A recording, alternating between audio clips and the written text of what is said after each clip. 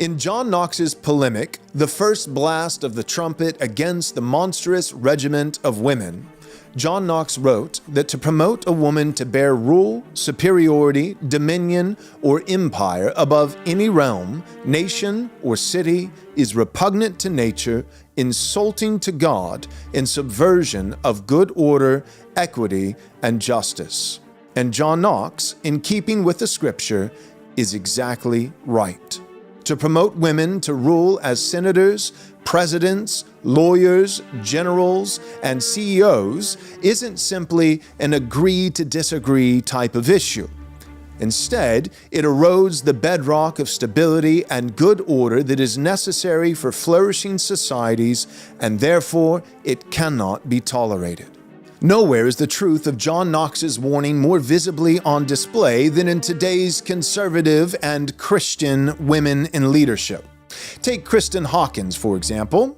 She's an anti-abortion activist and president of Students for Life of America. Here's a woman who has spent her life as a conservative in public service defending the unborn. However, under just a little bit of scrutiny, we've discovered this past week that she's actually a mother who is regularly abandoning her own children, a couple of them who happen to be very sick and even dying, while living high on the hog with a $300,000 a year salary based off of donations. Now, hear me out. It's not wrong for someone who's doing good, faithful work to be paid well. However, when an abolition bill finally made it to the North Dakota legislature, Ms. Hawkins and Students for Life vociferously opposed equal protection for unborn children. If these are our greatest champions, then we're not going to make it. See, the problem for Ms. Hawkins is this: two of her greatest ambitions all of a sudden found themselves in contradiction. On the one hand, she wants to save the lives of unborn children. I believe that is a genuine desire in her heart. On the other hand, she is a raging feminist.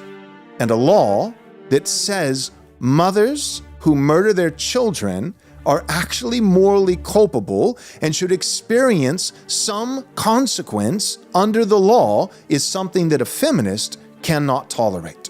This episode is brought to you by our premier sponsors, Armored Republic and Reese Fund, as well as our Patreon members and our faithful donors. You can join our Patreon by going to patreon.com/Right Response Ministries, or you can donate by going to rightresponseministries.com/donate. Guys, it's high time to get all women out of all positions of public service. Not only is it a tactical necessity, but also a profound kindness to women. Bring women home again. Make motherhood great again. Tune in now as we discuss.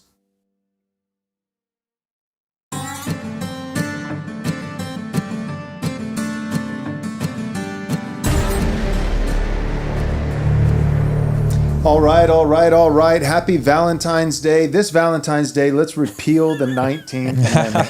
What could be possibly more loving, more romantic for the good of our wives, our children, our future posterity, than to say, hey, sweetheart, what I got you for this Valentine's Day is repealing the 19th Amendment. On a Friday, too, so we have time to celebrate. It's beautiful. Yeah, that's so.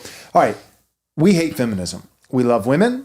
And because we love women, we hate feminism. Absolutely hate it. And so I don't want to waste any time. I'm going to go ahead and justify what you heard in that cold open. There was some strong language, particularly as it pertains to Kristen Hawkins, who just chose to be one of the primary forces working against an abolition bill in North Dakota to see to it that everybody would shoot it down. She wrote letters to everybody who was involved, said, you can't vote for this bill. It's not just, it's bad. And this hurts the pro-life cause that we've been working towards, and all these kinds of things. And that was a bill that had a chance. There's bills that just, they don't have a shot of even making it out of committee. Right. This one had come out of the committee to the floor. 16 Republicans voted for it. And then there were all these so-called conservatives that were lobbying the rest of the Republicans. Don't vote for it. Don't let this pass. Don't let this happen. It has a chance of it. So please make sure it doesn't. Right. They were scared. They were actually, they knew that this one was viable. And And so the conservatives, right, with conservatives like these who needs liberals,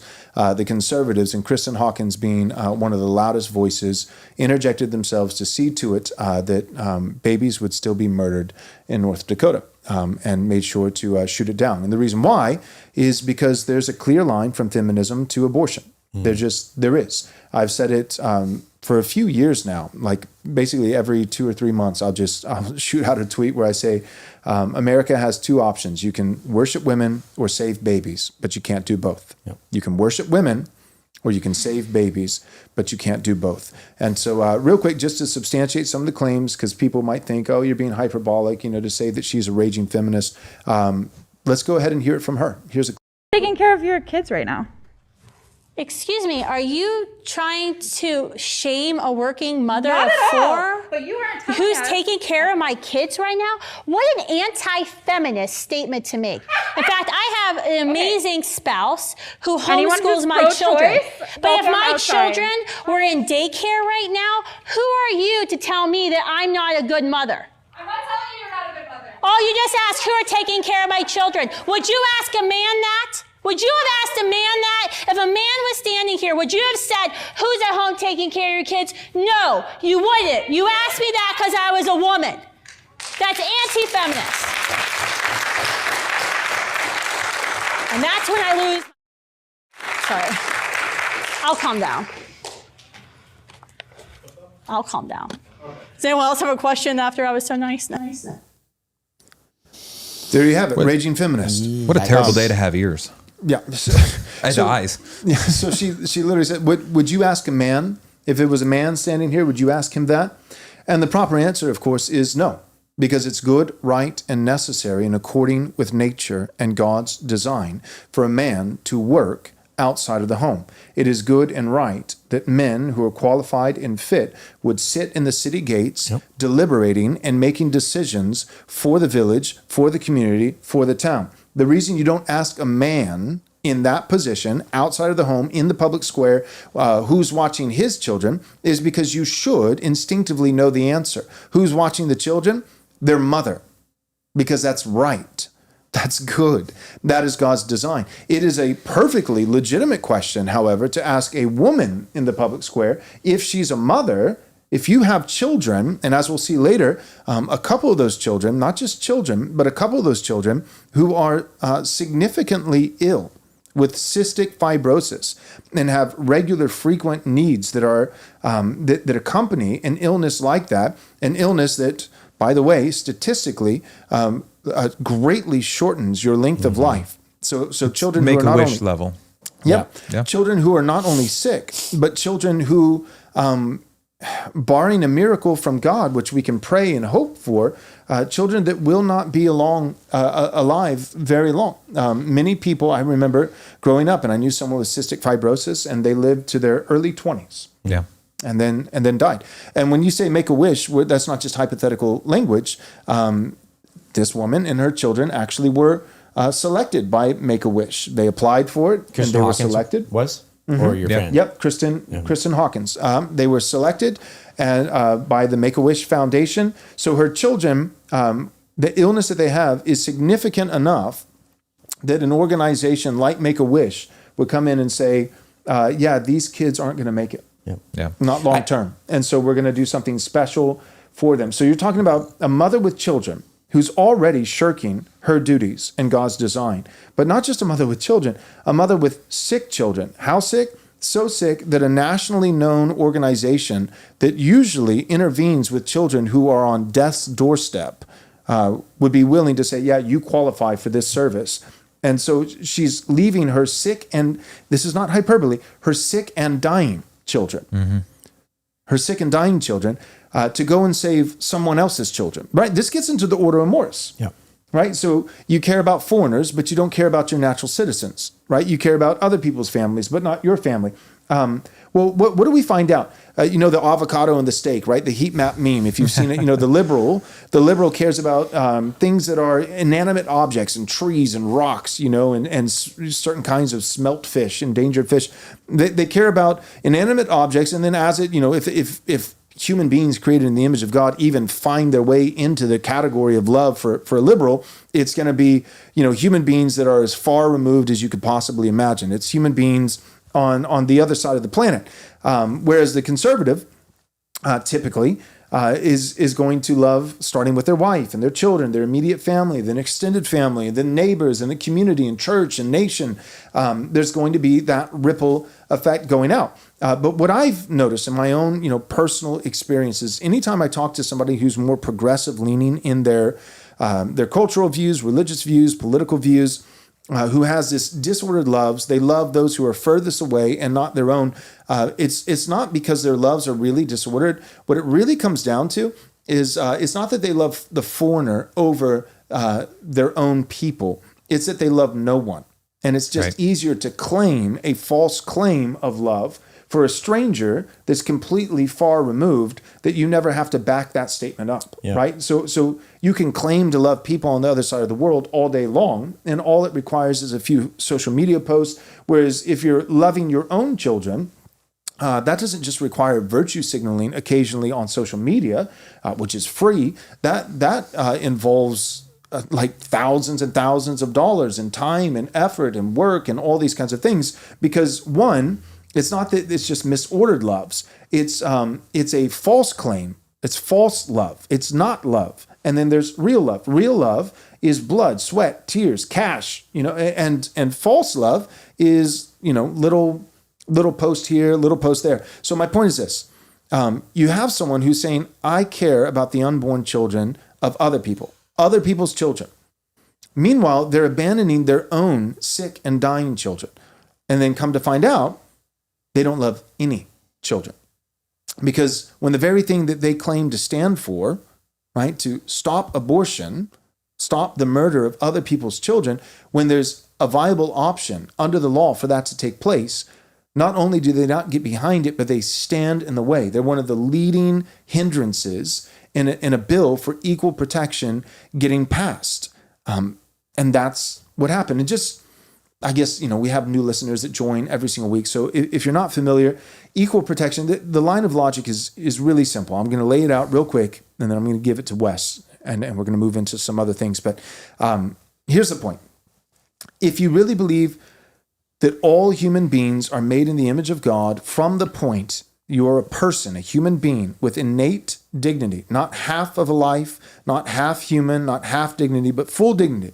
If you believe that that begins at conception, and with the church and with all of history, you believe that conception begins at the point of fertilization, not implantation, but fertilization, that is the beginning of a human life, and that Jesus was fully human and fully God from the womb, not just when he was born, right? It even messes up the hypostatic union in your Trinitarian doctrine if you don't believe this. Jesus was he was the God-man, fully God and fully human, not just from the moment he was born, but from the moment of conception, the moment he was conceived by the Holy Spirit. If you believe that, then to say that the unborn child has just as much value, dignity, and worth as the born child, if you're going to back that up and really believe it, then what you essentially have to say is, if they have the same degree of dignity and value, their life is just as valuable as a born person's life, then you have to say, then their life, it merits protecting just as much as a born person's life, right? If there was any class of people, born people, that we said, you know what, homicide is going to incur the death penalty. If we decided homicide is going to incur the death penalty, unless you kill a white person, then, you get a fine. Well, then the immediate reaction should be, so white people are less valuable. You don't really believe they're fully human. Right. You believe they're subhuman. Well, so too, you have to say, if it's not life for a life, if it's not whatever the same penalty is, and I believe it should be the death penalty, capital punishment. But taking that aside, even if a society is wrong, if they have an unequal protection, meaning if you kill a born person, you get this penalty, but if you kill an unborn person, you get a lesser penalty, then the line of logic is very clear, right? It's a straight line to say, if it's a lesser penalty for killing the unborn person than it is for killing the born person, then you have to admit that you believe that the unborn person is a lesser penalty because they're less human. They are subhuman, sub-value, sub-dignity. And this equal protection bill that went before the legislature hit the floor, it had a viable chance. Kristen Hawkins and a bunch of conservatives, and many of them, from reading the paper, it was at least half, if not over half of them being women, female conservatives in the public square. We've got to stop that. Have to stop it. But a bunch of women who claim to care about other people's children while neglecting their own children, they, when the rubber meets the road, and they actually have a chance to stop the murder of other people's unborn children, not only do they not get behind it, they get in the way. They actually work as hard as they can to stop it, stop it. Because all of her bills, and this is the last thing I'm going to show, go ahead. These are the bills that Kristen Hawkins has supported. Nathan, go ahead and put the screenshots up.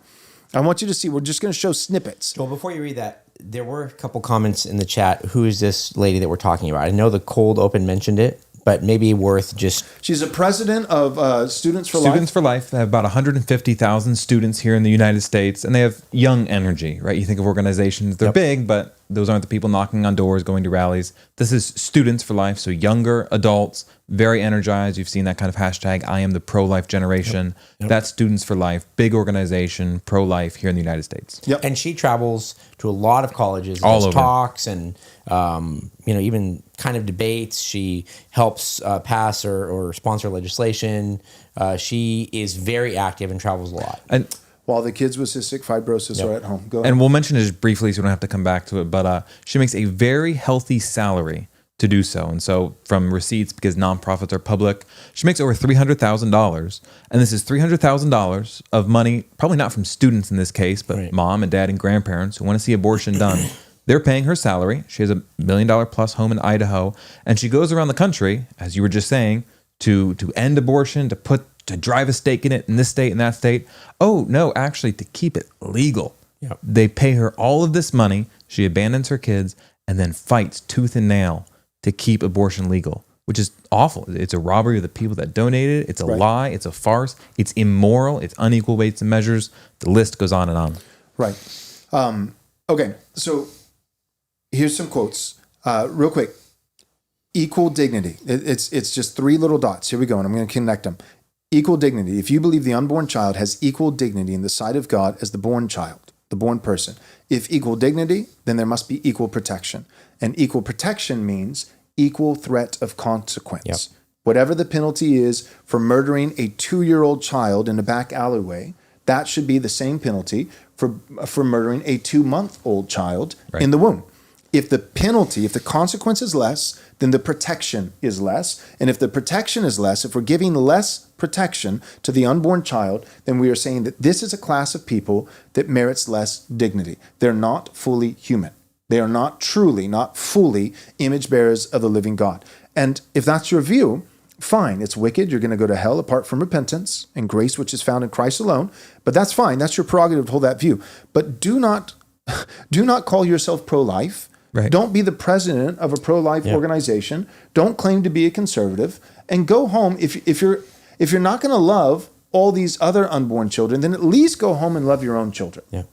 Okay, so here's some lines. These are actual bills. These are lines from the bills that Kristen Hawkins does support. So these are the ones that she supports. She said, "Don't support that bill. It's bad. It's misogynist. It's hateful towards women and this kind of stuff, because women who murder their children through abortion, they don't know what they're doing, right? We all know that women are stupid. They don't know. They just think it's a clump of cells, the same as a tumor or cancer. We can't expect women to have the intelligence level to know that the baby in their womb is actually a baby, right?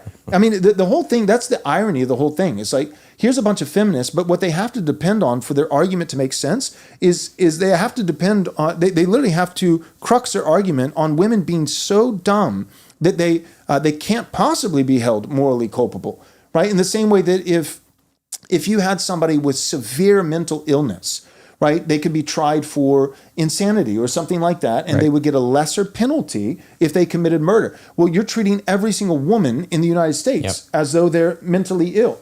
You're literally saying we cannot possibly possibly hold as consequences for women that this is murder of their own children, because we can't expect women to actually know, to be intelligent enough to know what they're doing, which is just, the whole thing is just laughable. All right, here's a line. It says, this is one of the bills that she does support. A patient upon whom an abortion is performed may not be prosecuted for a violation of this section or a conspiracy to violate this section. In other words, the woman who signs up for the abortion, who brings her child in her womb in order to be murdered by the hitman that she's paying to do it, or you're paying, depending what state you live in. Yep. You might be paying. If you live in a blue state, you're literally paying for abortion. All of us were paying until, praise God, Trump recently stopped the federal funding of Planned Parenthood. But the woman who actually goes and pays for the abortion, or sees to it that the taxpayer pays for it, and brings her baby in the womb to the hitman to do the job. The hitman, he can have some prosecution, some kind of consequence, slap on the wrist, but she doesn't get anything. Right. Complete impunity. Okay, here's another example. Here's another bill.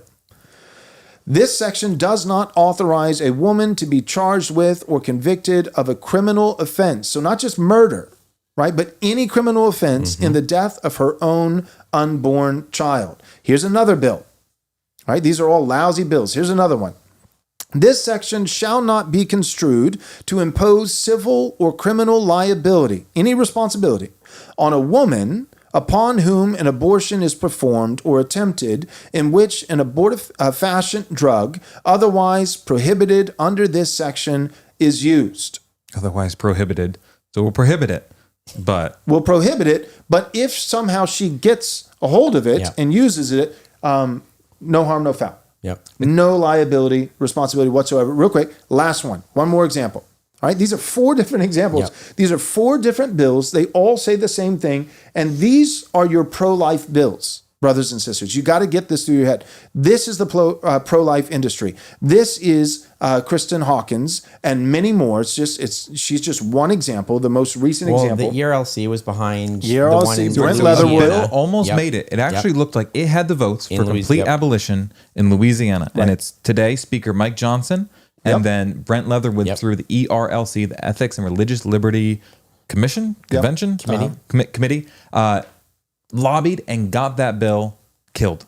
So it was about to happen. This is a couple of years ago, not even recently. A couple of years ago, it was about to be ended. So for those who are saying, well, you've got nothing better, actually we have better. Yep. We have states that have been on the verge of passing these kinds of bills. Yep. Right. And people like Kristen Hawkins and the ERLC have stepped in to kill those bills. And this has happened ad nauseum again and again. All right, last example. This section does not authorize a woman to be charged with or convicted of a criminal offense in the death of her own unborn child.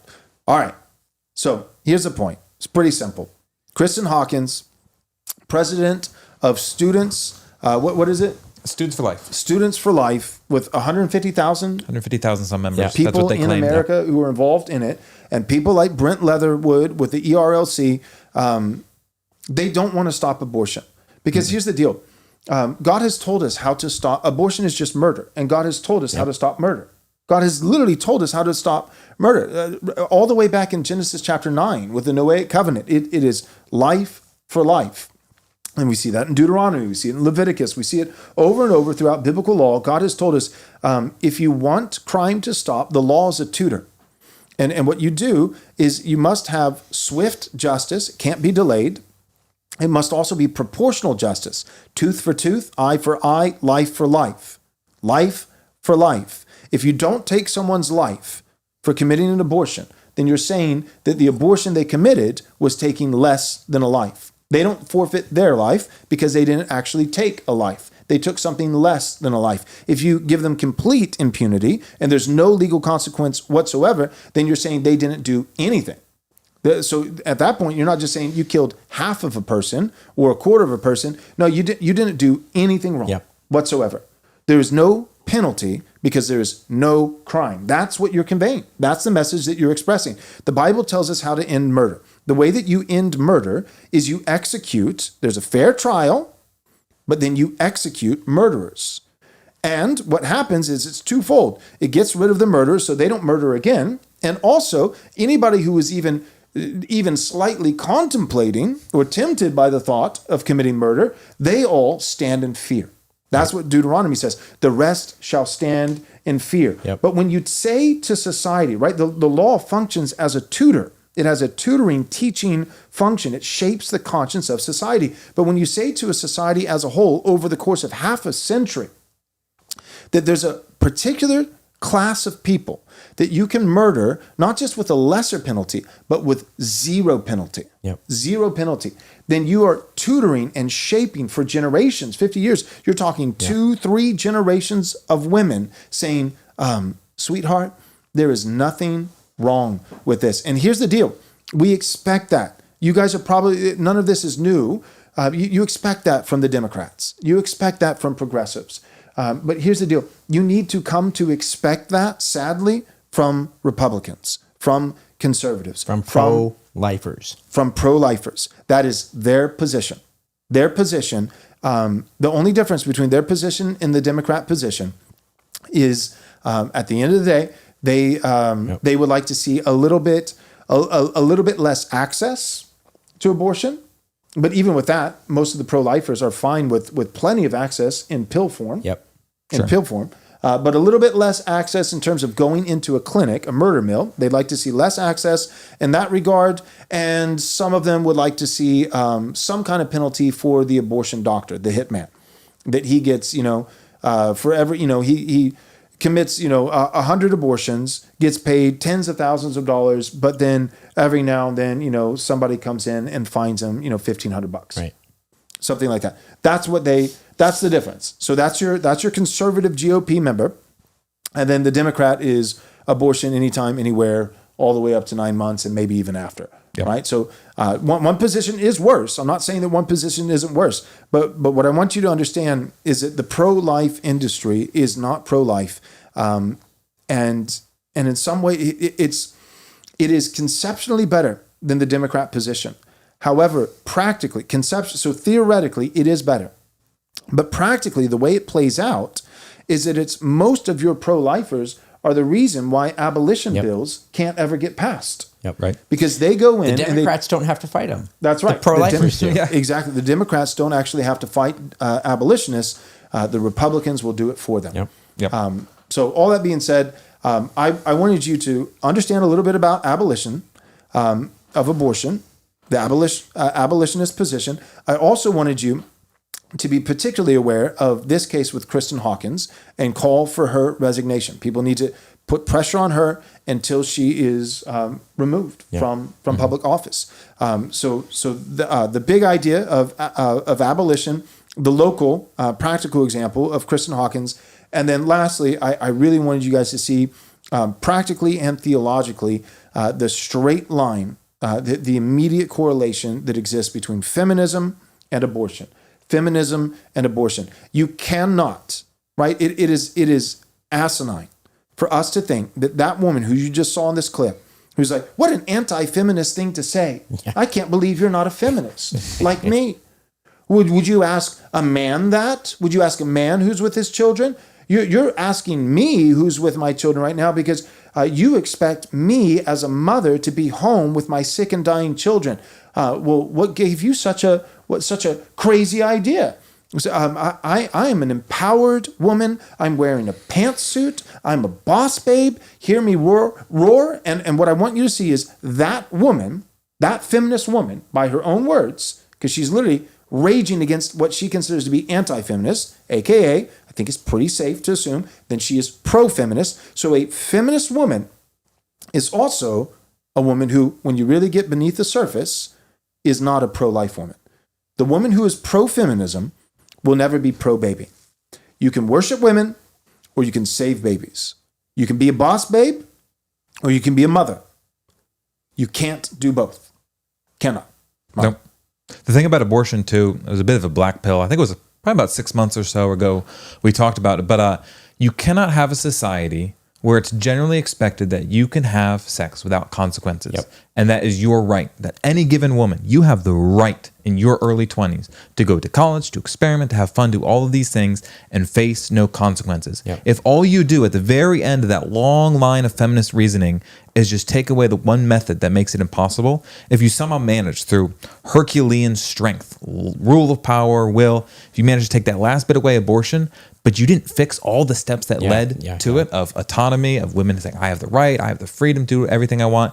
If you don't do that, you are just going to get abortion back. It's not just about we have this one thing in society, if we fix it, if somehow, some way, some law, we discourage it. No, the whole thing, all the way back to the beginning, has to be thoroughly reset. So women and wives and mothers, they're thinking in terms of, what's my life calling? What am I intended to do? I'm looking forward to a home and a husband and children, and that is my expectation. It's not career, and it's not politics, it's not necessarily college, although there can be places for those, but primarily, when this happens, as a result of natural things that it happens, this is exactly what I expected. This was always part of my plan. Retooling that is what's going to eventually lead to the ending of abortion. And it's not just, hearts and minds, one heart, one mind at a time. You teach through the law that life is precious. So you end abortion with the force of law. I think you put Republican Party platform, women will not hold public office. We're about to talk about that in another segment. Teaching the place of the woman is in the home. So through the law with abortion, through the law with politics, that wouldn't necessarily be the law so much as the convention itself, but still with societal expectations, you teach. Hormonal birth control, off the shelves. It's not abortion, narrowly speaking, but it is a way of, you should have consequence-free sex. You shouldn't experience the results of your action. So you teach all the way back. That's how you actually end abortion, not just for 5 years to the backlash, but once and for all. And the hormonal birth control pill is an abortive fashion in the sense that three primary mechanisms of, slowing down the sperm and then not producing the egg, but the third is thinning the uterine wall, the lining of the uterine wall. And, people make the argument and say, but if the first two mechanisms fail, slowing down the sperm and causing the woman, her cycle not to happen so that she doesn't produce an egg that could be fertilized, well, if those two fail, then we should assume that the third, the thinning of the uterine wall, if that fails, then we should assume that the step 1 and step 2 fail as well. But the research has never been done, and as far as I'm concerned, it never will be done because there's not an financial incentive for any pharmaceutical company to ever do this kind of research. But so then you're playing Russian roulette. You don't know. You're guessing. You're saying that because we know, here's the point. We know the pill can fail. How do we know that the pill can fail? Because there's people who take the pill who get pregnant. Right? So you know that all three of the mechanisms can fail. So then the question is, we know all three can fail, and we know that some combination of the three can succeed, because we also know that people can regularly not get pregnant if they're on the pill. So then the question is, can some of those three mechanisms fail while one, namely the third, remains intact? Because if the sperm are not slowed down, and if the eggs are still produced, so that you do have fertilization, which is conception, all Christian thought for centuries. So fertilization, life is still happening, but then there's no hospitable environment for that life to go to because the uterine wall has been thinned, and so you're just sending a human being fertilized to its death to go and to die because it can't attach to anything to then be implanted. Then the hormonal birth control pill is a killing mechanism. And there's never been, from what I've seen and some of the research I've done, there's never been any conclusive study that it's not a killing mechanism. So anybody who is using it, you are using it at the risk of your children's lives. You're using it at the risk of your children's. Plus, that's just on the abortion issue.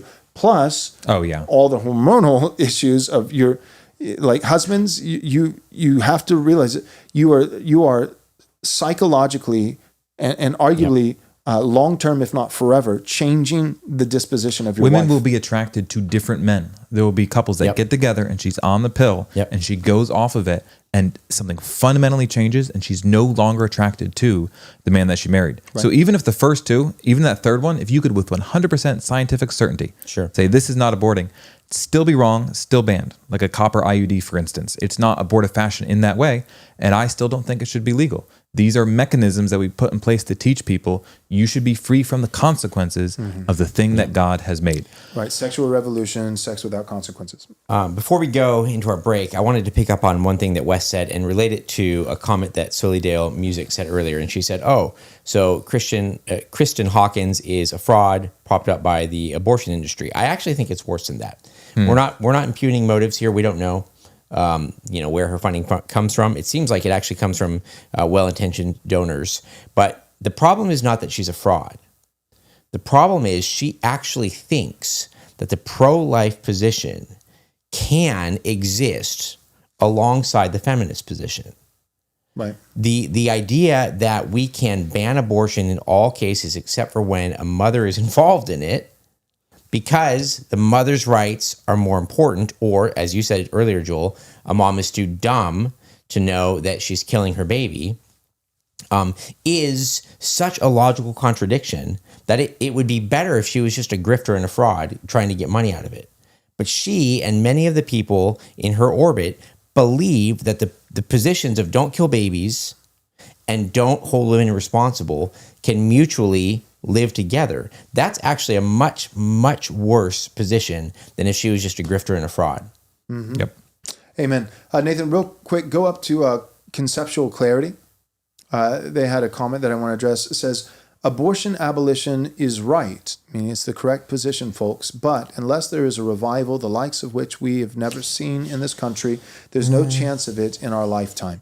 And I just want to say that I'm not trying to pick on you, conceptual clarity. I appreciate your involvement and engagement. I'd prefer to see a super chat next time. All right, let's do that. But apart from that, glad you're listening to the show. Appreciate your input. Could not possibly disagree more, okay? And the only reason I'm saying this is not to pick on you, but because I've just heard this ad nauseum again and again from so many believers for several months now, for years, really, for the last 2 or 3 years, as I've embraced more of a what I believe is the Reformed tradition and the biblical position on political philosophy, which is the revival mentality, I think, has destroyed our country. Revivalism, I think, has been one of our great downfalls. This idea that the only way we can experience any positive change is that we're forced to just wait upon the Holy Spirit to choose that He's sovereignly going to move and regenerate 50% of the hearts in this country plus one. Right. And then through our sacred democracy with a simple majority, we can then vote in and elect good people and get good laws. That's not true. That's not, when you look historically, that is not how history has been made. Even in biblical history, in the Old Testament with Israel, that's not how history has been made. Time and time again, there are example after example after example of not a simple majority, but a minority, and in many cases, a stark minority of people who were strategic, influential, they got involved, they moved this way, moved that way, they made this decision, and they passed a law, and then even if the majority of people didn't agree with it, they still had to abide by it. They still had to abide by it. And if you're wondering, like, well, give me one example. Well, I'll give you one example in the negative. 3% of the population of this country over the course of 40 years replaced the American flag with a rainbow. And not only for this country, but as we're finding out every single day, they actually saw to it that we would send billions upon billions and billions of dollars to make sure that our sacred sodomy would be exported, the number one export from the United States, so that Pakistanis could learn how to do arithmetic and sodomize. Yep. And not just Pakistan, but every nation virtually on the planet, in South America, in the Middle East, all over. And here's the deal, 3% of the population, what they did was they were methodical, they were calculated, they were strategic, and they were determined. Yep. And they would not take no for an answer. Right. And what they did slowly over time, but not that much time, 40 years. It's one generation. One generation, they were able to change the minds, because now most people are actually okay with gay marriage. Now it's ticking down. I was about to say, praise God. it has peaked. But here's the deal. Well, that's another thing that this listener and many others need to hear. It can change in both directions. Yep. There is no biblical argument. I get sick and tired of people. They think that it's somehow written in the stars, that it's inscripturated, that in every generation and in every nation, every time, every people, every place, that things can change, but only for the worse. Yeah, right. That is not a biblical idea. It's not. It's not a biblical idea. That's a dispensationalist idea. That's a Schofield idea. That's our greatest ally Israel idea. That's a Zionist idea, but that's not a biblical idea. Our channel, we do Bible. We don't do American Zionism dispensationalism. That's not our. There's a lot of channels to choose from if that's what you're looking for. If not, then yeah, we're the anti-Semitic channel. Not truly, not really. We believe that Jews should repent of their sin and believe the gospel of the Lord Jesus Christ and be saved by grace through faith in him alone, and that they should be converted and be friends. I love Jews, and I would love to see them pleasantly converted to Christianity. I wish them a very pleasant conversion to Christianity. Apart from that, though, then yeah, get out of the church, get out of American politics. And no, I don't want Zionism. I don't want Judaism. I don't want Islam. I don't want Hinduism. I don't want LGBT, LMNOP, the alphabet mafia. I don't want any of it. And here's the point. Small groups of people from Zionism, from LGBT, from Marxism, there is example after example after example of a minority, always a minority, changing the majority. It has happened time and time again, and it can happen both ways. It is not written in the stars that things can only be changed by a minority for the worse, and that if you're a Christian, you simply have to sit on your hands and hope that God would send a supernatural, a third great awakening, because the second one was lousy, but a third great awakening, and until then we just have to, deal with abortion. It's just going to be a regular part of it. No. Which doesn't mean we don't pray for an awakening. Yeah, of you course. do both. Yes. So I'm a pastor. So there's different spheres. There are different realms. So as a churchman, as a pastor, and not just for pastors, but as a Christian, you should be in a church. As a church member, a churchman, you should all be churchmen. You need to be worshiping with the saints on the Lord's Day. And you need to be doing the work of an evangelist, right? Sharing your faith, sharing the gospel, and seeking to make disciples, all these kinds of things. So you do that on the one hand, so that if God does send revival, if God does send the fire of revival from heaven, there's actually some kindling for it to ignite. Yep. Okay, so we do that. Also, we can also, in the meantime, while we're waiting for God to do something like that, we can recognize he also might not. And so what we can also do is in our other spheres of human society, right? Because it's not just the church institute, but the church as people, as Christians, we're involved in other realms of life. So start influencing media, start influencing art, start a business and be successful, be powerful, be wealthy if you can, not for your own comfort, not because your treasure is here on earth, but so that you can utilize and wield all these things as levers, as influence in order to push forward the crown rights of King Jesus. Pursue local office in the political realm. All these things. And here's the deal. If we can do these faithfully by God's grace, you can enact change, whether people agree with it or not. You do not need 50% of the country plus one to agree with you in order to enact God's law. You see all throughout biblical history, guys like Josiah, he comes into the kingship and he says, Israel, what do the majority of you want to do? No, he says, Israel, you're degenerates. We're going to worship Yahweh. Well, we don't want to. Tough. I loved one comment. It said, I don't know who it was from. Maybe Nate can pull it up. Revivalism is feminine instincts cloaked. Reform is masculine. Revival says we wait. It's feminine. Wow. It's passive. Timothy Hatcher. Yeah. Now that Banger. right there, that is a comment. Still would have loved to see a super chat on that. He said, that's a great reform one. is masculine, bold courage of the few. Few know this. Read You the can whole just thing do one more things. time. All Timothy right. Hatcher. Go ahead. Revivalism is just cloaked feminine consciences. Reform is masculine, bold courage of the few. That's so good. Wow. Yep. Amen. All right, show's done. Timothy, we could have With just two led with that, sentences. ended with that. The show's that was not done, fantastic. but maybe the section. Real quick, segment speaking is. of super chats, because I've been there's one there. I'm being comical just for the record. Okay, but somebody actually did one. So Cameron Stevenson, appreciate it. He said, Joel, I think it would be helpful if you guys, for you guys to talk about the concept of household vote. Yeah. Thanks, and see you at the Christ is King conference. Looking forward to seeing you. He basically saying like, Do you want to answer it maybe at the end more fully? I'll do it real fast. So repealing the 19th Amendment, I will. Just for the record, here's the deal. Our American heritage, as it pertains to government, we have always held to representative government. Somebody represents you. Mm-hmm. Always. Somebody right now represents me. And it's not just me. On multiple levels even. Right. On multiple levels. I'm being represented at the county level, at the state level, at the federal level. We are always being represented. All repealing the 19th Amendment, all we mean by that, and really it's even wider than that, it's universal suffrage was a very, very wicked and bad idea. It was a bad idea. It's representative government. And what that asserts is that the basic building block of a society in these United States is not an individual atomistic person.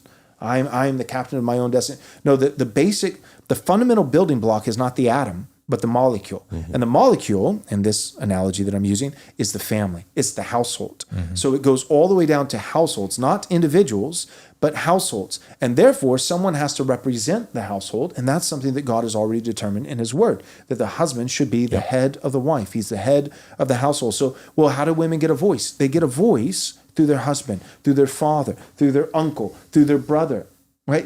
And this is how things worked in the past, that men would represent the family. And what kind of men? Men who had a stake in the country's past and in its future, right? So they actually had a heritage. They cared about the country. They didn't just show up 15 minutes ago. They were heritage Americans, okay? So people who had a stake in the country's past, and also they were fathers.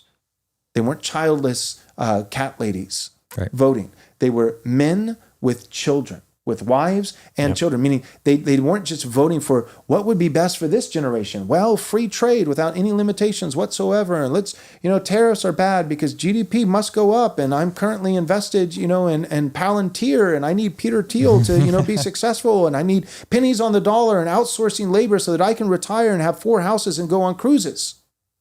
Right? That's a guy who's not thinking about the next generation, right? You call that a boomer. That is someone who's not thinking about the future. So who did you want voting? You wanted guys who had fathers who were part of this nation, their own fathers, right? So that they had a stake in the past, and they had sons and daughters, so they had a stake in the future. And then that guy would vote and be the voice for his household, representative government. That's what we're advocating for. Let me make one correction. There was a super chat from Nathan Weiser, prominent abolitionist, I believe. He said, hey, just for the record, copper IUDs that's 100,000%. 100,000% abortifacient. In fact, it's their only mechanism. Just Googled it. He is correct that it is one part of it. It is toxic to the embryo, which would be a human life. So that is true, and I am corrected.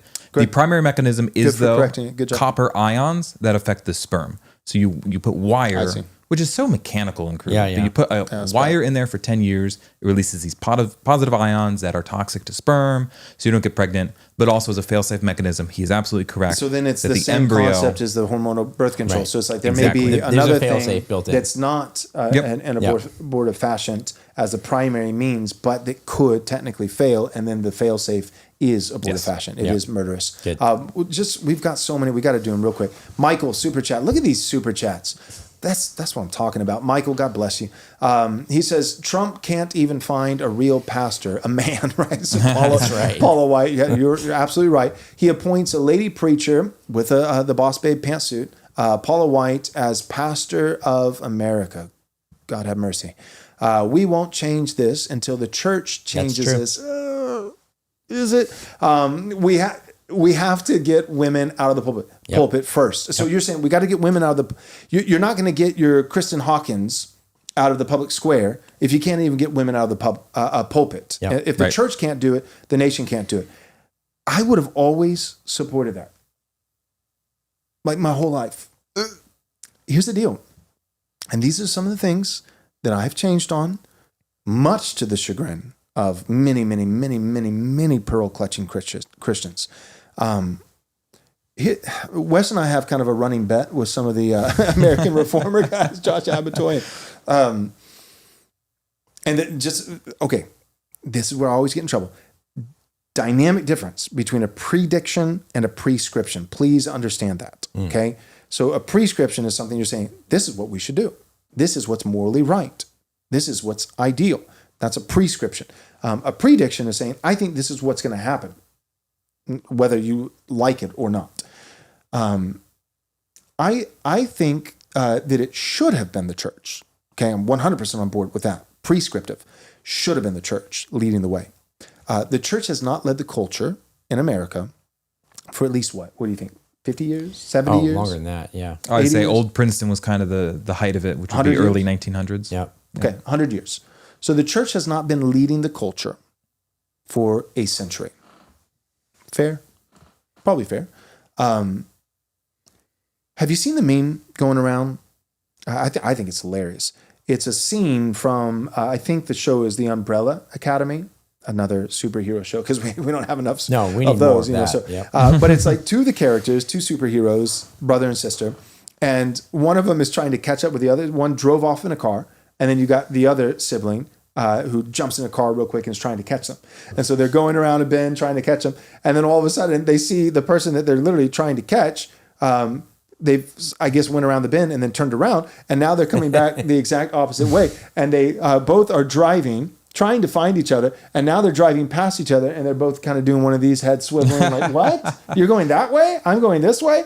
And then the meme says, the text says, the American church trying to appease woke culture in the United States, as the culture has whiplashed to the right. And I think that's profound. I think that's exactly what we're seeing.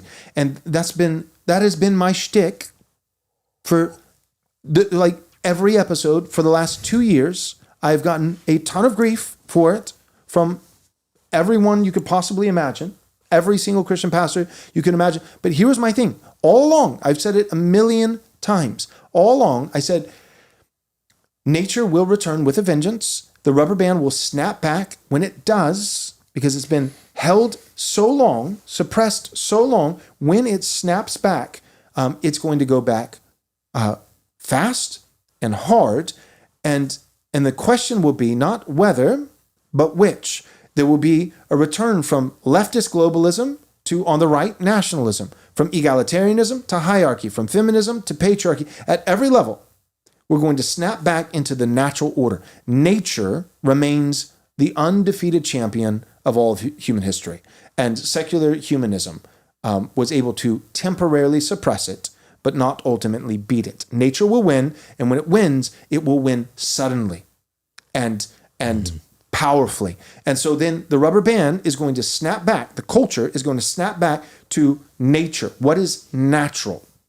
And already we're seeing it in real time every day. The Overton window is shifting at light speed. And so then here's the question, not whether we return to nature, but which form of nature will we return to? So when we inevitably snap back from globalism to nationalism, will it be Islamic nationalism?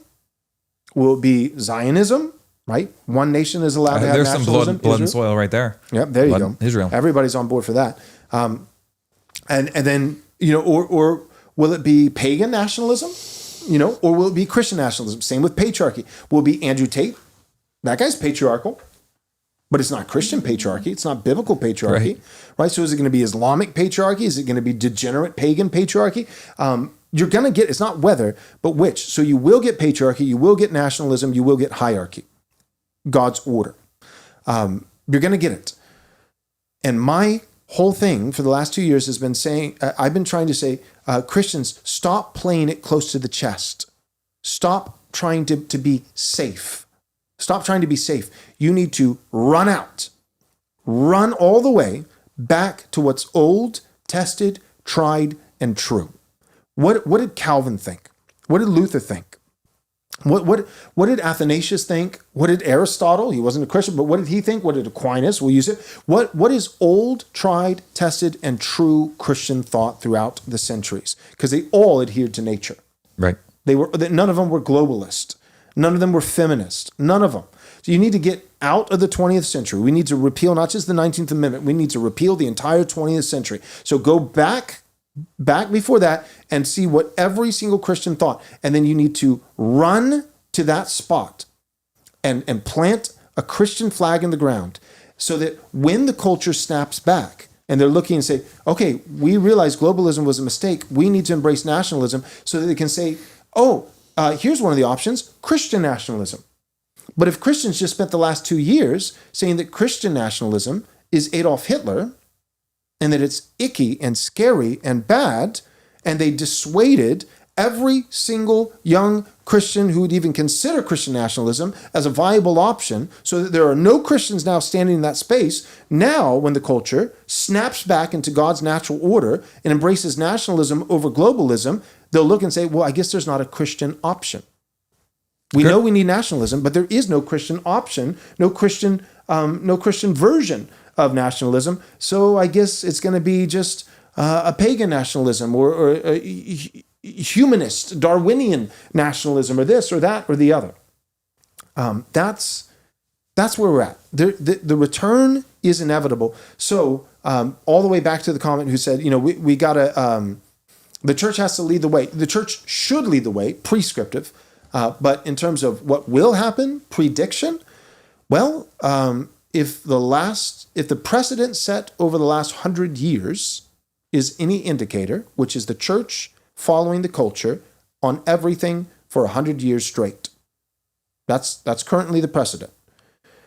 Then yeah, not my prescription, not what I would want, but in terms of my prediction, what I think will occur is I think that the church, in a sad, pathetic attempt to be relevant, not true principle, not true fidelity to God's word and virtue, but simply doing what the church has done for 100 years, wanting to be relevant and receive the praise of men, that the culture will actually snap back into the natural order, and then the church will get there 10 years later, like it always does, and then find out, oh, Stephen Wolfe was right.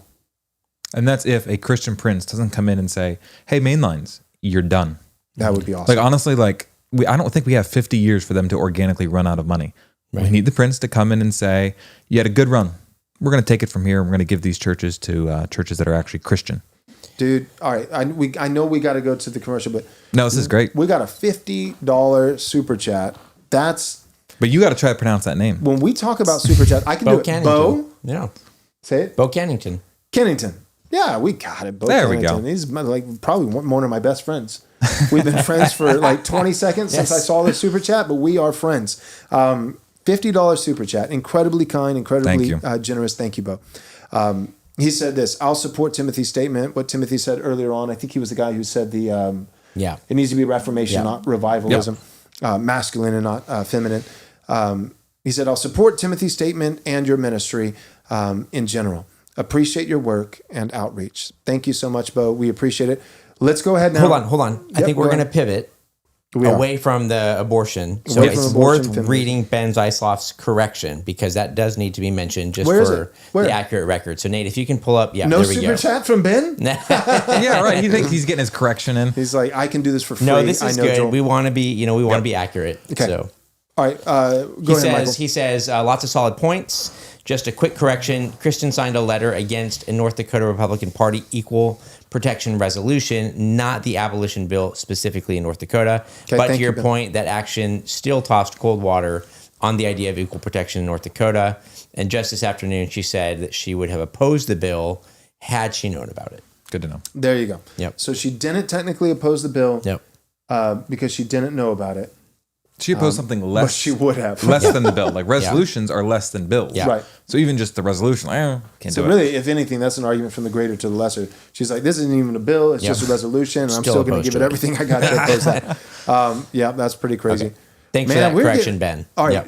Remind me in the future, making jokes about super chats is highly effective, because we can't ever go to a commercial. Supposed to say that off camera. Yeah, you're right. Sorry. Wait, it's the 14th. People got paid probably. That's 15th true. is coming up. They got paid. It was Friday, probably all these single guys who are living in their mom's basement with no job. All the non-accounts who are they can't celebrate Valentine's Day, because they don't have a girlfriend. No, we're actually not. They're getting ready to go on a great steak dinner with their wife. We're actually we're actually not one of those ministries that will disparage every single guy who thinks that maybe Christians were faithful, before 1945. Lots of ministries that'll do that. That'll just automatically assume and disparage. You must be unemployed, live in your mom's basement. When in reality, because we've gotten to know a lot of these guys, they're 35, 40, 45, 50 years old. Several of them are millionaires. About half of them are entrepreneurs and own their own business. Yep. And on average, they're married with 5 or 6 children. I was about to say 3 to 5 is like average. Like many have more, some have slightly fewer, they're younger. Right. 3 to 5 is just starting point. That's your anonymous accounts on X. Yeah. Seriously. Yeah. Are some of them completely unhinged? Sure.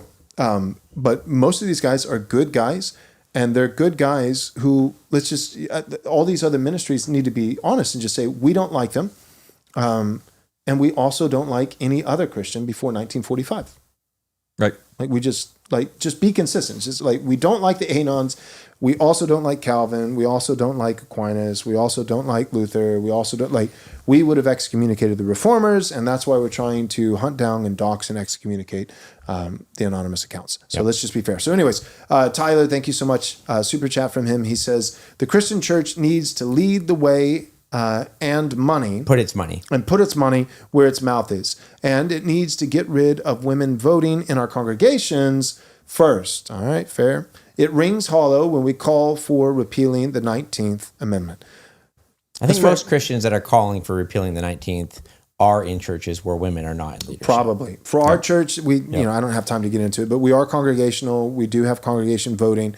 I'm a little bit creative, and the elders were a little bit creative with this in the sense that what I don't like the single woman whose parents are not members of the church, right? Because she's a college student or something like that. Yeah. Her parents live in out of state. Which we've had in our church. Which we've had, exactly. So you have a 22-year-old single lady who absolutely deserves to be a member in the church, right? Because she's stationed in our county for the foreseeable future because of school or whatever it is, and her parents are in another state. And her father has given her permission to be a member in our church. She's pursuing membership. And then because we're congregational and members are getting votes, now she gets a vote because she's not married and her father's not a member in our church. So she is her own household. And so now the 22-year-old single woman has a household vote that rivals in voting power the patriarchal man with a wife and 10 kids. And I'm like, that guy should, if she gets a vote, then that guy should get 10 votes. Right. He should have more voting power. So we kind of do it in our church. It is household, but it's household, and you get more votes based off of how many baptized members of your family you represent. So if you have 8 children and a wife, so there's 10 kids in the family, and 6 of those children are baptized, and the wife is baptized, and you're baptized, then we're going to count that as a vote of 8. Yep. But we don't have any instance of a wife is voting against her husband. And the husband of that home could say, I'm going to take the 8 votes that I have and vote in favor or against this. He has that authority. That's right. Although he does not have to. Right. Okay. All right, here we go. Commercial break. Our sponsor, Private Family Banking, wants to help you with one money move that'll implicate itself in multi-generational wealth building starting the first day. They help you to avoid taxation and to draw compound interest to your money. Now, if you're a high net worth individual, someone who has maybe even $10 million in net worth, then they can help you even more. W-2 workers, contract workers, business owners, it's all about cash flow and making tax-deferred gains on all your money for the rest of your life. Don't avoid this. It's a big move, but it's a great time to make it. Click the link below and you can get on Chuck DeLauterante's calendar, and he'll go over your background and what you want to accomplish. And he's going to help model a program that exactly fits your needs. So go ahead and send an email to chuck@privatefamilybanking.com. Again, that's chuck@privatefamilybanking.com, or you can click the link below. Make a free discovery call now. The danger of centralized power is often represented by the word king. As Americans, we hate the word king. Civilian ownership of body armor is about helping people to have increased power to resist tyrants and criminals. And so, Armored Republic is about helping you to preserve your God-given rights to the honor of the Lord Jesus Christ, because he is the King of Kings, and he governs kings and he will judge them. This is Armored Republic, and in a republic, there is no king but Christ. We are free craftsmen, and we are honored to be your armorsmith of choice.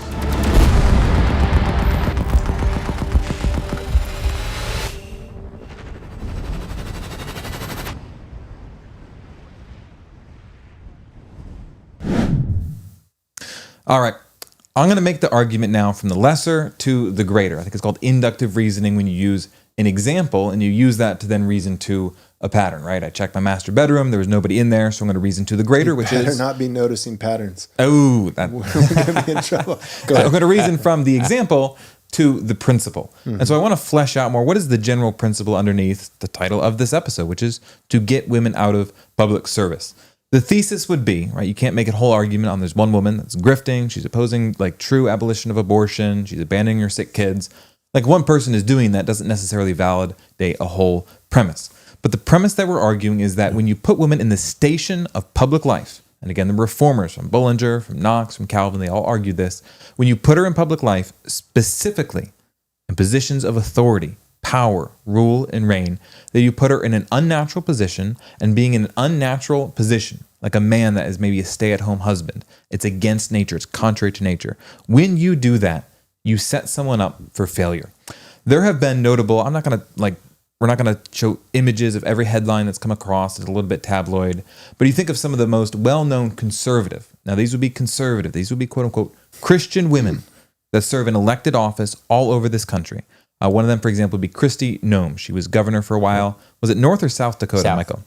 Governor of South Dakota. Had a lot of conservative legislation, this, that, or the other. A couple years ago, it turns out, while she was at the governor's office doing governor things, she had an over year-long affair with a Trump staffer. Oh, that's not good. Marjorie Taylor Greene, Lauren Boebert, Sarah Palin, all of them have been divorced while they're in office. Over and over again, there's two other governors. It's the governor of Alabama and the governor of Iowa. Republican governors, they're both divorced. One of them has no children whatsoever. And so you start seeing a pattern emerge. And then you go to the literature and you look at the literature and you say, okay, so if a woman enters the workforce and she's promoted and gets raises, how does that affect her happiness? How does that affect her marriage, her longevity, all of that? So this is a study from an economics journal. Nate, you can show graph number 1 here. And it shows on the graph. Real quick, there's also a study about subscribing to our YouTube channel and how that will make a difference for the kingdom of God. And getting the algorithm and liking the video. That's what they found. And liking the video and sharing the video and clicking the bell when you subscribe so that you'll be notified by every new piece of content that we put out. And also going over on X to our handle at RightResponseM. Lots of studies show that if you do that, you won't be gay. And good Christian message will be promoted. Peer-reviewed studies show this. Peer-reviewed study. We are the peers reviewing my study. Meta studies. Yeah. Meta studies. Okay. Meta-analysis. All right. So 2018, All the Single Ladies is the title of the article, Job Promotions and Durability of Marriage. So you have here a graph and you see on the left women and on the right men. And so they tracked women and the sample size they had a certain point where they were promoted. So they were promoted to a higher level. They were given a higher billet, which authority. Generally means they're climbing the corporate ladder. Right. They're working longer hours, etc. So in women, right here on the left, you can see this quote, for women, obtaining such a promotion to a higher level, doubles the probability of divorce, whereas men's divorce rate remain unaffected by similar career advancements. There's not a ton of literature on this. It's not like people are getting studies of 80,000 some people and parsing it all out. But when you go and look at it, it's not just, well, there's a slight increase. No, it's 10% higher. A woman that takes those advancements, that prolongs in her career, doubles her chance of divorce. And divorce, it is, of course, destructive in the sin sense, in the dissolution of the family. Divorce ruins people's finances. It ruins their family relationships. Divorce eats. You talk about like generational wealth and things like that. Like part of the you think about like why we're in so much trouble. You know, younger generations, millennials, and especially Gen Z. Gen Z is furious, and rightfully so, justifiably so, right? Because prior generations have made it virtually impossible for them to own a home and get married and have kids, especially to have like a single, household income and all those kinds of things. And one of the things that often doesn't get cited as one of the reasons, but it is a reason, is, like globalism and free trade and zero tariffs, like Trump is fixing some of these things so that all of our jobs were exported, all manufacturing is overseas, and then just flood of immigration for people to come in. Democrats have always held the position of, but who will pick the cotton?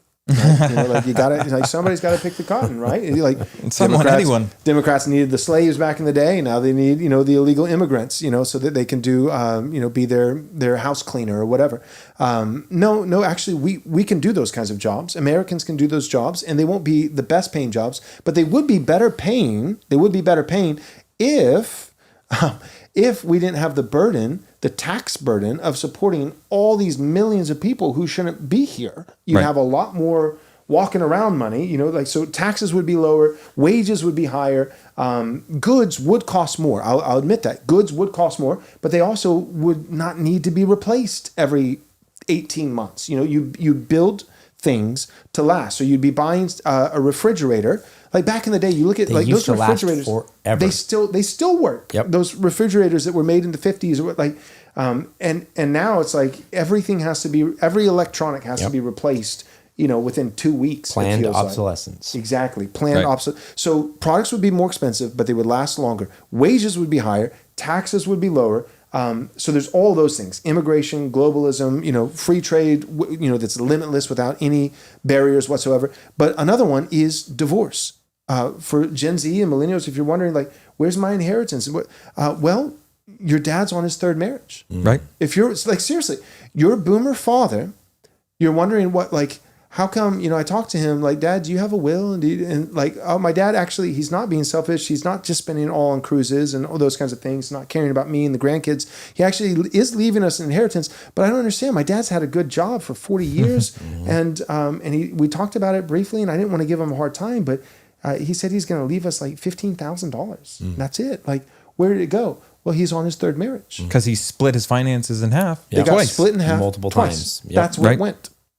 Yep, absolutely. Okay. Tyler put this in the chat. Putting lots of women around them, which would be other men in leadership positions, is naturally incentivized for many reasons, in that you put women with men.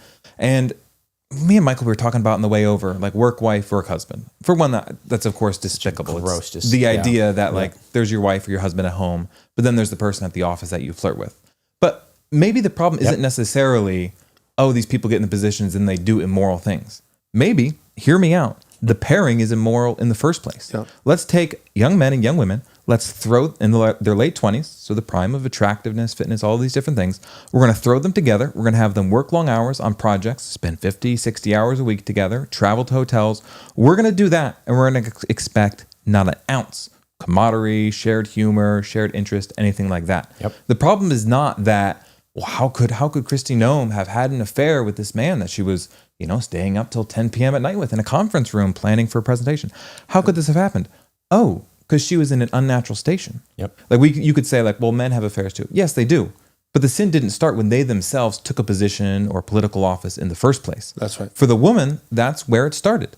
She went into office. Yep. She was someplace she shouldn't have been. Exactly. It started when he gave into the temptation.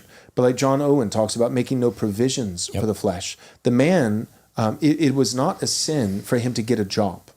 It was not a sin, inherently a sin from the get-go for him to be work in politics. That's and not work late hours and long, or work long hours. Weeks. None of that is inherently sinful. Right. For the woman, though, it's not just when she gave into the temptation of having the affair that it was a sin. It was a sin to be in that context to begin with. Exactly. And so you throw people together. This weird world where we take men and women, like Jordan Peterson, he's weird, but he's correct on this. He says, we have never experimented like this before. Right. We take women and we put them in makeup, which all makeup is meant to do is to accentuate features that relate to fertility. Yep. We take men and put them in suits. We throw them together in cubicles for 40, 50 hours a week. And then we throw up our hands and oh my goodness, divorce has gone up, and affairs have gone up, and fertility, not someone called it out. Fertility is down. Like I always joke about the the pantsuits, but it's not even just that.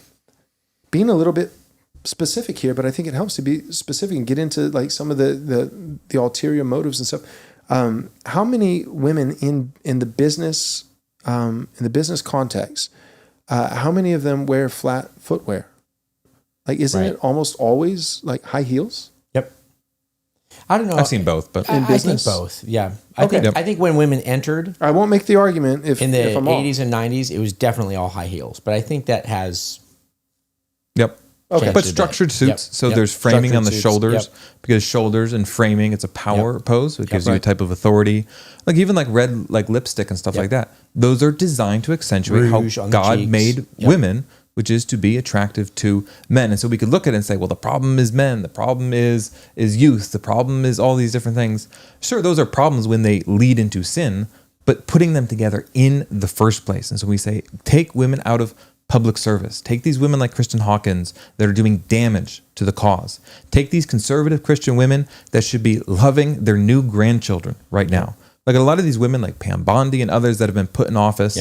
For one, and it's not fun to think about, for one, most of them are in menopause. So they're going through a huge hormonal, psychological change as they exit their 40s and get into their 50s. And you're asking them to work. Guys, these people work 50 to 60 hours Minimum a week. at that level. If not more. 50, 60, 70 hours a week. Stressful. Like I see down in the Capitol where I work, the amount of demands that are on local state representatives. These senators and these attorney generals are demanded of for 60, 70 hours a week. They're going through changes in their body. The most loving thing you could do, loving, kind, protective for their health, their flourishing, their happiness, their joy, their sanctification, is to take them home, to love their children, to get down on the floor with their grandkids, to care for the home, to serve others around them. Those are the most loving things. And you cannot tell me, I love women and I love them so much, I'll send them to DC, half a country away, to work 70 hours a week because I love them so much. No, you don't. You hate them and you're a monster. Stop it. That's good. All right. Anything else for this segment? Are there some quotes that you wanted to read, Wes? Weren't there like some theological Let me play quotes? a video of just a good example. We Okay. talk a lot about don't. Yep. Let me show you a woman. I got one more graph too. Let me show you a woman Ooh, the that's chart happy. game. We got one Michael more. and Wes's chart game. I just got to say. No, it's I'm just trying to. Westminster in competition, so I've got to compete in the chart game. Well, here's the deal. When in doubt, charts save lives. They save When in doubt, lives. charts save lives. Like, the whole world is a better place right now because That's right. of charts Amen. saved President Trump. If you think you're a patriot and you're not putting charts in your podcast, then you're a joke. Yep. Okay. All right. Let's play this video. Nate, this is video 2, and show one chart and go to our last commercial break. Video 3. I just finished feeding him and he just like cuddles up on me like this. How am I supposed to put him back in the car seat to drive home? I don't want to. He's being so sweet. He's been so good. He ate 45 minutes after he was supposed to. And now he just wants to cuddle. It's like rainy. We're eating at home tonight. I love being a mom. I want nothing more in this life but to have like a million more babies, honestly. All right. God bless it. God Love bless. it. And doesn't that woman look a lot happier She looks happy. than Kristen Hawkins, for instance? All right, same thing. Argue from the lesser. Happier, thinner. I mean, happier. No, but I mean, there is a correlation. There is a correlation. If you're a monster on the inside, little by little, you become a monster on the outside. Women that are overweight vote Democrat more often. There's a correlation. So lesser, this great example to the greater. This is a study from American Family Values. Nate, you can show this last chart. Just came out. Guys, you're not going to believe this. You wouldn't have expected this. This isn't what I would think would happen. So the chart came out and asked women, how likely are you to feel lonely? And do you often feel lonely? Liberal women, 29% of them answered in the affirmative compared to 11% for conservative. So more than twice as many liberal women say, I feel lonely often. And then down to the bottom, liberal women least likely to be completely satisfied with life. You've got 37% of conservative women that said, I am completely satisfied with life. Like legitimately, of all that I could reasonably expect in life, I'm satisfied. 12% of liberal women. These stats bear out over and Less over than a third. Wow. across every category, every domain, every measurement you can do. That way of life is unnatural and it makes people unhappy and it destroys the soul. For the love of those people. But especially for hate women. it. Especially for women. Yep. Yeah, nobody, I feel like nobody other than babies, unborn babies, right? They die. But apart from unborn babies, I feel like there's no class of people that's more negatively affected by Democrat policies and ideologies and all those kind of things than women. Yep. Yeah, absolutely. Especially single women. Yep. Like, I have a daughter and I love her so much that I will never let any of this, like these ideas, these thoughts, empowerment, never going to let it get to her. Not because I have grand dreams or whatever, like I can keep you isolated and sheltered, all of these things, because I want her to be the happiest and the best that she's going to be. It is a profound love to say, no, that's not good for you. That's not healthy. And I won't let you do that. I'll teach you against it. Yeah. Let's have our second commercial break. And we've got some great questions in the chat. All right, the clock is running out. You need to go and register now for our Christ is King, How to Defeat Trash World Conference. It's happening the year of our Lord 2025, April 3rd, 4th, and 5th. That's a Thursday, Friday, and Saturday. And by God's grace, we're able to provide for you an all-star lineup. We've got Steve Dace, Calvin Robinson, Orrin McIntyre, Dr. Stephen Wolfe, Eric Kahn, David Reese, Andrew Isker, John Harris, A.D. Robles, Dan Burkholder, Dusty Devers, Ben Garrett, CJ Engel, and yours truly, Pastor Joel Webben. Come on out, join us April 3rd, 4th, and 5th, 2025, Thursday through a Saturday. Go to rightresponseconference.com to register today. Again, that's rightresponseconference.com. Listen, guys, you probably listen to Right Response Ministries because you take the dominion mandate offered to us in Scripture seriously. Well, unsurprisingly, so does Dominion Wealth Strategist. As the only distinctly reformed financial consulting firm, they help Calvinistic, covenantal, and confessional Christians to steward their resources faithfully in a way that actually aligns with God's Word. Dominion Wealth leverages all corners of the financial service industry as independent brokerage agents, matching you with suitable products and services from dozens of top industry providers. Their mission is to equip believers to secure their family's future and build a legacy that glorifies God by building holistic financial strategies that include budgeting, insurance, debt management, retirement planning, estate planning, and more. In order to make wealth Christian again with a portfolio that might even put King Solomon to shame, go and take dominion over your finances today by visiting www.reformed.money and book an introductory overview right now. All of Christ for all of life and all of finance for Christendom. All right. We're going to take questions. We've got some great ones already. We'll see how many we get to. Thanks, everyone, for the comments, the questions, the likes, all those different things. We got a super chat. Darth Amygdulation. We did vociferously in the cold open. Yep. Joel nailed the pronunciation. We got another big word here. All right. Did I? Oh, yeah, you did great. Good. I got to find a bigger word next week. All right. Darth asked this, super chat. Thank you very much. What do you say about the argument that 1 Timothy only applies to women in the family and in the church, but not to the secular realm? I agree with you, by the way.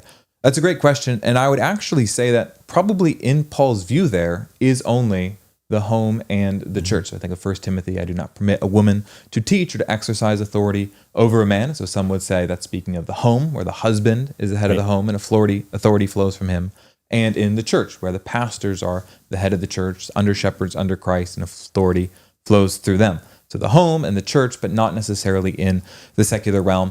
And actually that is true. That I think that's Paul's narrow scope.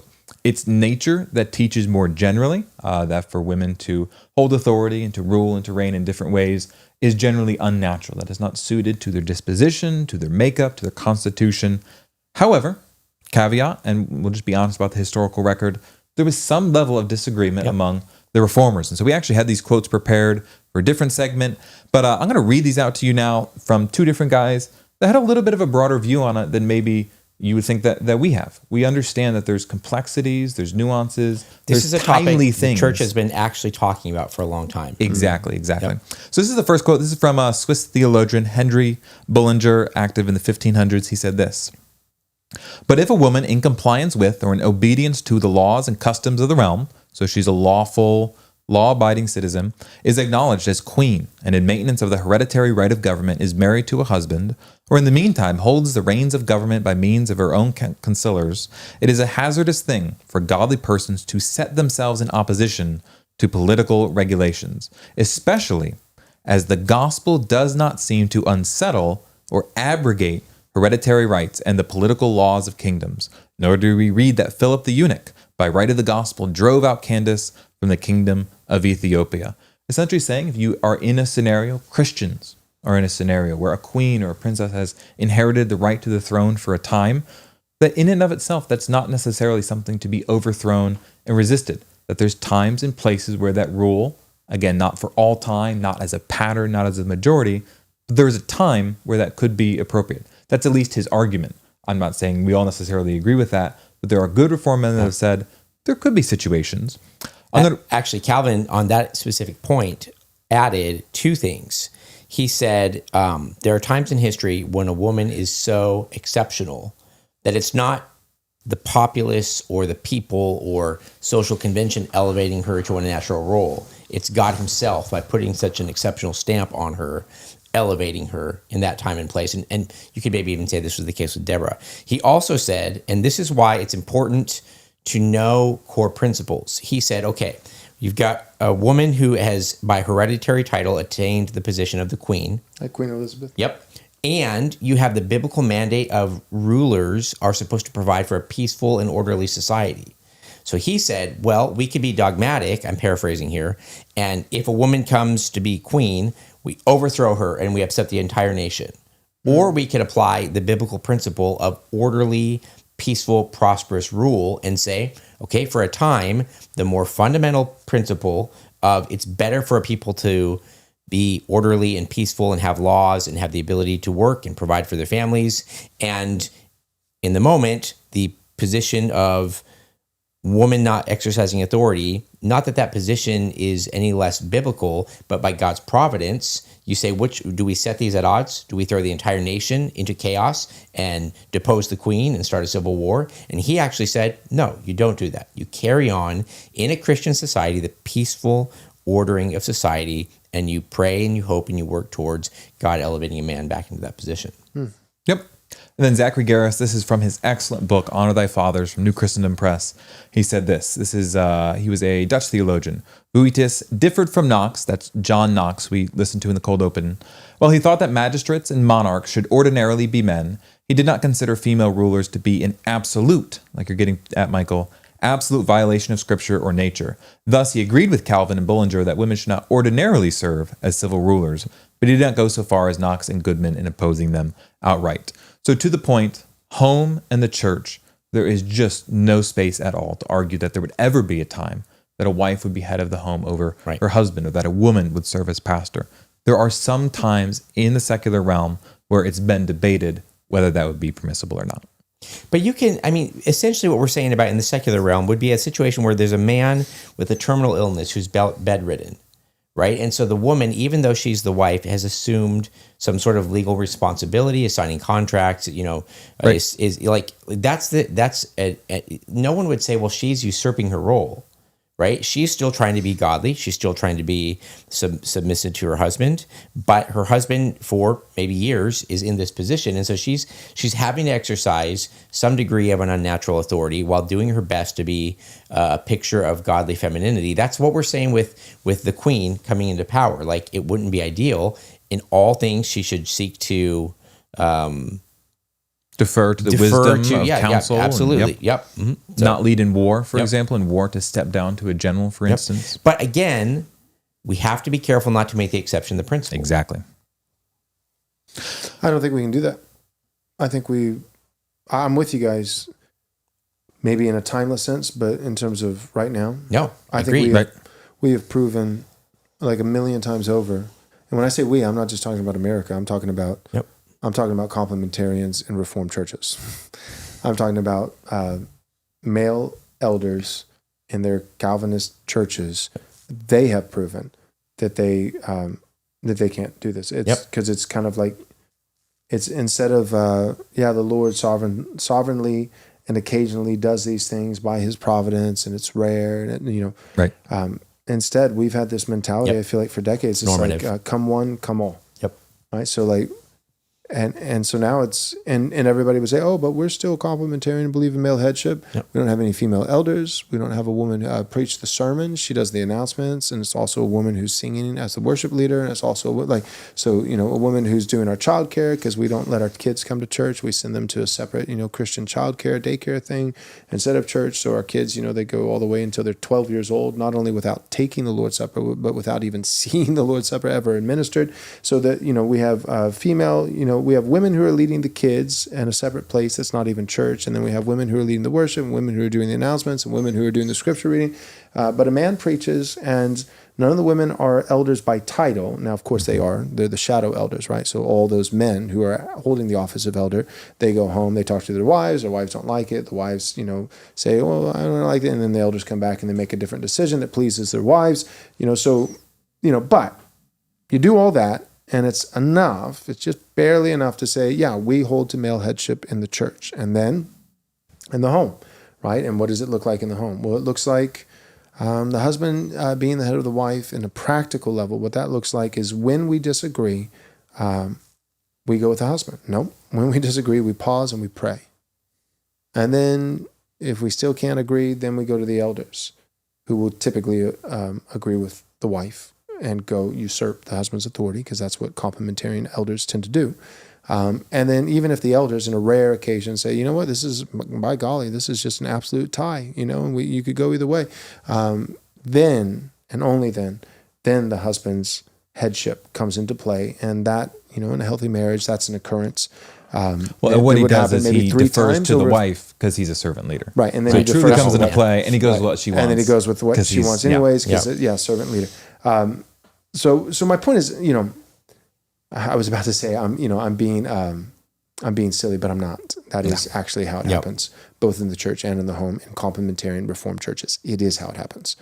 But the point is, most of the Reformed guys today would say, we are, you know, male headship. And then, you know, in the church and the home, and I just expressed what that actually looks like. It looks like no male headship at all. But then over here, this isn't church and this isn't home.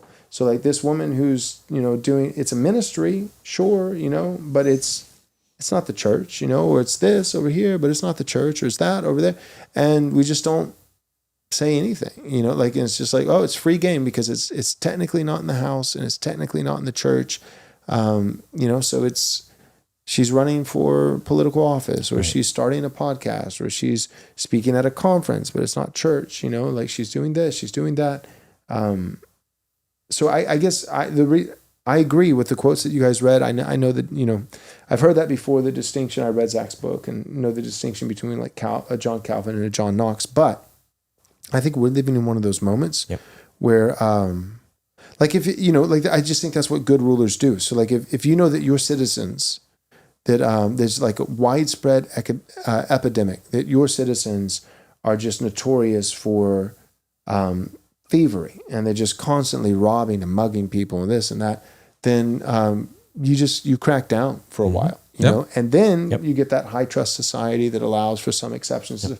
But or just like, you know, that's a civil example, but like a parental in the home example. It's like if one of your children has proven to not be trustworthy again and again and again, then they just don't get some of the liberties that maybe another child might, because they've proven that they're not responsible enough to maintain those. And I would just say that America as a nation, and not America including the church, but America and especially the evangelical church, and especially the Calvinist Reformed evangelical church, has proven, we have literally yelled at God and said, we do not agree with male headship, and we cannot do it, and we will not do it.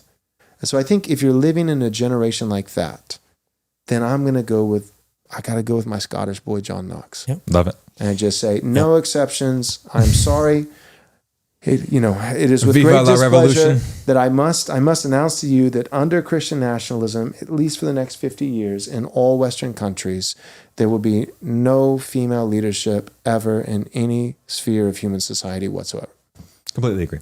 We do this in all areas. I'm a teacher, and I have a policy where if you're willing to do some extra work, I'm going to reward that, and I'm going to let you redo a homework assignment or something like that. Right. But I found a couple months ago that it seemed like students were just not doing the homework and then wanting to redo it. So I said, guys, the privilege is off the table. Amen. Like, I'm not giving this sort of exception anymore. Like we all do this in almost every area of life. And the quotes that we said, notwithstanding, we're just trying to be balanced historically. But like we are in a time. I'm glad you guys shared that. We are in a time where sadly we cannot have those things. We can't have nice things. Can't have nice things because the kids keep running around breaking them. Right. Like, That's why you bring back Feminists keep Christian breaking them. nationalism. That's Because right. eventually we could have those nice things. That's right. But you lost it. Yep, you lost it. The aristocratic South was great. Yep. And it got destroyed. That's By right. you know who. And eventually, yep, that's right. And eventually, you know, like that, because that's the thing, because people think, well, the Proverbs 31 woman, yeah, that's in the household. Like she had a lot of power. Yep. She Yeah. did. Like she's commanding servants. And I have no doubt that some of those servants were probably men. right. Sure. And she has female servants and male servants. She's looking over fields and she's looking over, you know, inside the house. And she's also making investments with her husband's money, I might add. So where did she get the money? It's her husband's Right. money. He's the one who's bringing in capital. But then she's saying, oh, I've considered this field. I'm going to buy that one. She's trading. She's overseeing. She's doing all these things. She's industrious is what I'm saying. She's industrious. Yeah. But she's not, boss babe, hear me roar, outside of the home, leaving the family. She's industrious from the position of the home, not leaving the home to be industrious for another man. She does work, but she works instead of outside the home for the man, she works inside the home for her man. Yep. That's the difference. But she works, and as a worker, she's a manager. She's a man. She has workers under her, and she's exercising power. She's spending capital. She's making investments. She's doing all those kinds of things. Praise God. But we can't do that right now. We are just simply not. We're too feminist. If we give an inch, the complementarians will take a mile, Right. and the egalitarians will also take a mile, because corporate needs you to see the difference between these two pictures, and it's the same picture. Egalitarians and complementarians. So that kind of answers. Josh Roja had two good questions. He asked, is there anything wrong with her pursuing some business venture like baking or really anything where she's a small business owner? No, nothing principally wrong with that. We can go to his first question, another really good one. Michael, I definitely want to hear from you on this. Where should a young woman's energy and focus be spent while she is waiting for marriage? Yep. Education, ? Industry, ? Where should it be? Yeah.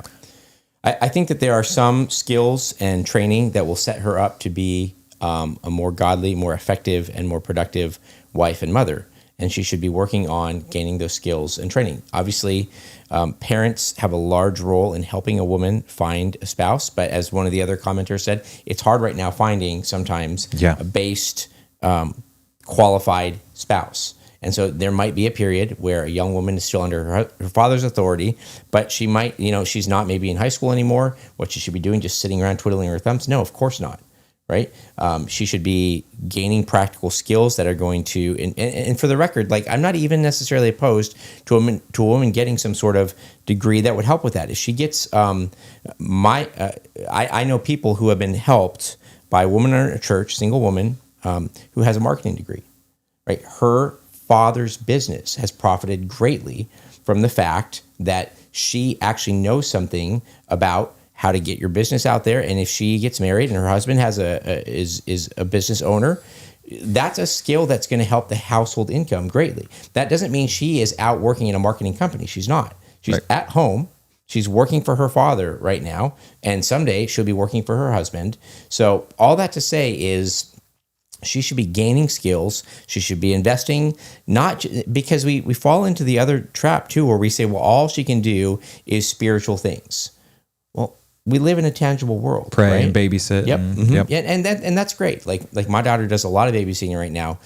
In some ways, she's not ready to be a mom. She's only 16, but in many ways, because of how my wife has invested in her and what she has chosen to do with her free time, which is babysitting, nannying, cooking, things like that. Like in some ways, as a 16-year-old, she could actually take over a household right now, right?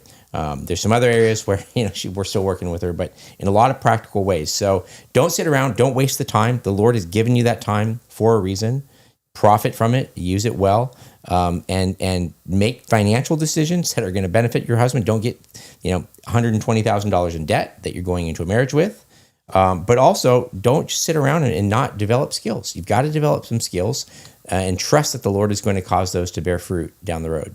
It's really well said. Real quick, while we're on this, if you're a woman who does want to get married, you're currently single, sign up for our, we're doing a singles event, and it's not just organic, it is actually going to be meticulously organized and run by a woman who is, she's the wife of one of my very best friends. A wonderful wife and mother. She's a wonderful wife and mother, and she's a faithful member in good standing in our local church. She's going to be heading up this event.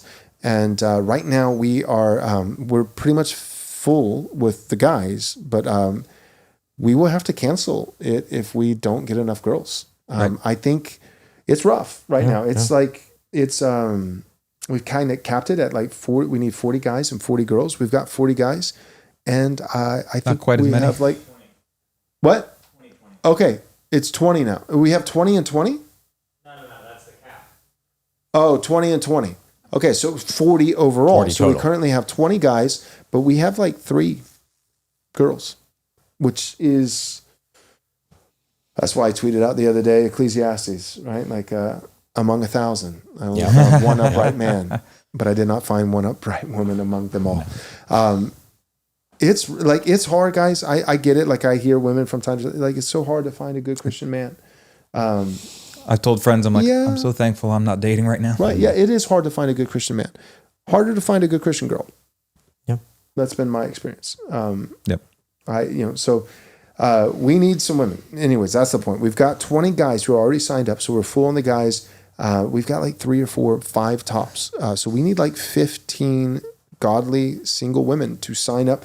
Go to Right Response Conference. It's a part of our conference, but you have to register separately. rightresponseconference.com. Scroll down, you register for the conference, and then go ahead and register for the singles event as well. I just wanted to say that. Yep. Anything Interesting else? super chat. Maybe this will be the last one that we hit. I'm going to send Nate a picture of it. I actually don't know anything about this. So Nate, I did or hear Wes, about I'm this. excited to hear this from you. Well, don't be too excited. Oh, okay. Curb your enthusiasm. Mr. Pitt.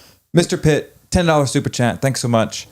He said this: I'd like to know what each of you, every single one of us, think of the Trump-themed golden goat statue at Mar-a-Lago. And so the picture will probably be coming up in a minute.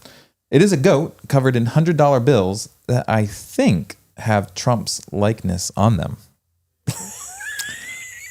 Yeah, I'm going to be honest. I don't love that. Don't love that. Ooh. Yeah, you get into the elites. Like you listen to Martyr Mage Jeffrey Epstein series. There's some weird things that go on with people with a lot of money and a lot of power. And it's stuff like this that has satanic Pizzagate. Symbolism in it.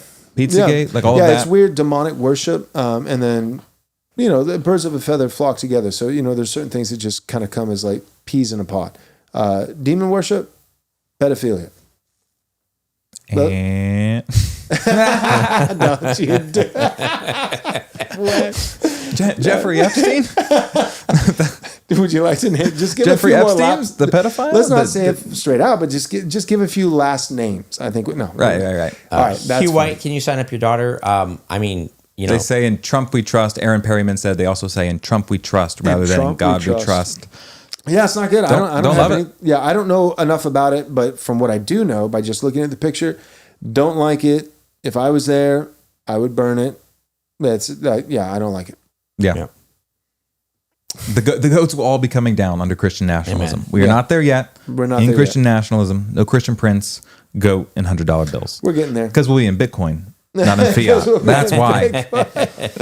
All right. I think that's a good Valentine's Day. Just for the record, I saw somebody who's like, are you not on board with Bitcoin? I'm on board I am with Bitcoin. so on board with Bitcoin. We're Bitcoin. We are enthusiasts. central banking disrespecters. Yeah. We are fiat disrespecters. Currency, it's Yeah. decentralized. Yeah. It's Yeah. not fiat currency. Yeah, we like Bitcoin.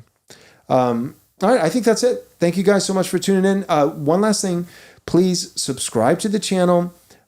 Click the bell so that you'll be notified with all the content that comes out. And right here at the end, I think this video is a banger. I think this is a good episode, and it's an important topic.